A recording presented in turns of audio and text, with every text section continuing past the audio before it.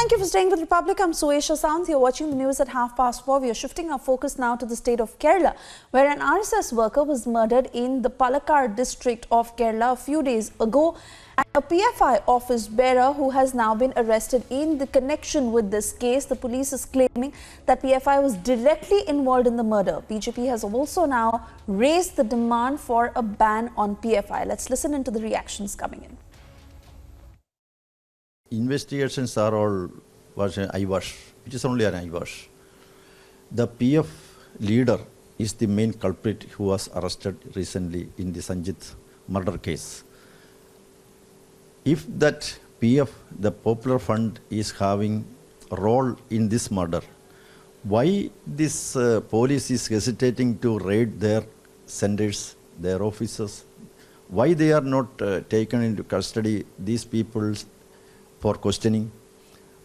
Why the government is not taking any action against the PF?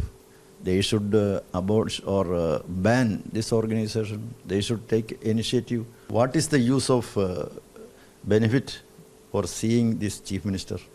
Once during 2017, we had a detailed discussion, and also the chief minister has assured that no such murders or that type of incidents will happen in Kerala. He has assured the life of the people who are working for BJP will be protected. But what is the situation? Nowadays, so many murders are happening. Within the 6 months, 10 murders were there. So in Kerala, the life of the people here is in peril.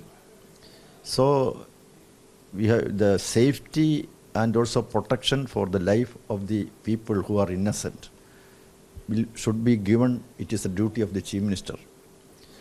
Chief minister should come forward and he should prove that he has taken strict action against this terrorist group. He has not at all given any room for getting a belief that he has taken action.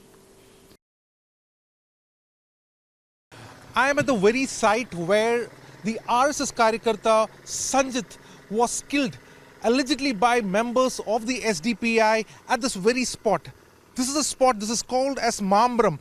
This spot is just 100 meters away from the main Thrissur Palakkad highway, and it is this very spot which has quite a big traffic, where this incident had happened at around 9:30 a.m. on Monday. A car-borne gang had waylaid a bike which was ridden by Sanjit and his wife. Now, as per records stated by his wife Arshika to Republic, she had stated that as soon as the car came down, the car barged against the bike, and that he lost balance, and after that a gang of about 4 members came out and slashed him with machetes. And this is the very spot which had taken place around 9:30 a.m. Now, both the husband and wife were going to work, and at this very spot the assault was done, and he was killed at this very spot.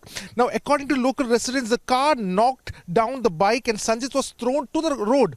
In the impact, the assailants later hacked him to death. Now, as per the local reports that we are gathering, even the family members are saying that there has been 37 cuts on Sanjit's body.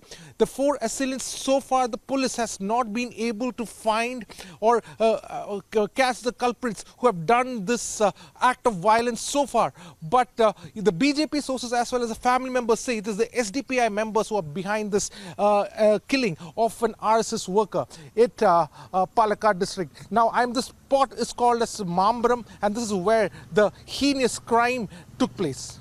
Ashwin now joining us live on the broadcast. Ashwin, just saw your report and all the details of the investigation that have also now come to light. Let's not forget how the BJP is also reacting, most importantly demanding a ban on the PFI. Absolutely, absolutely. Because right now, an office bearer of the PFI the police have already come on record to say an office bearer of the PFI has been arrested. We also just now spoke to some of the top sources in the police of officials, and they have stated the man who has been arrested is in fact the person who was driving the car. So we did try to speak to the police officials from our sources, and they are saying even though they have found the driver of the car in which the white Maruti car in which the people who killed Sanjit, they have yet not found out the whereabouts of the car. But the driver, it is the driver of the car which has been brought in today. He was also brought to the spot for taking all the evidences, and the police had done it.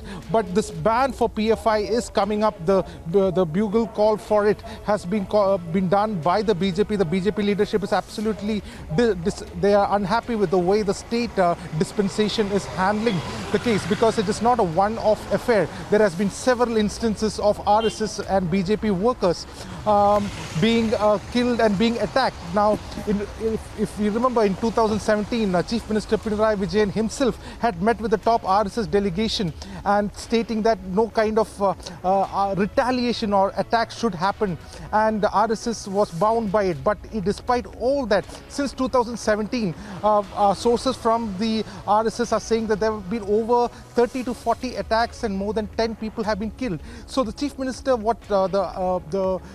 Kumanam Rajashekharan, the senior party member, has stated there's no chance that BJP finds so they would find solace from the Chief Minister, though they are demanding that there should be an NIA probe.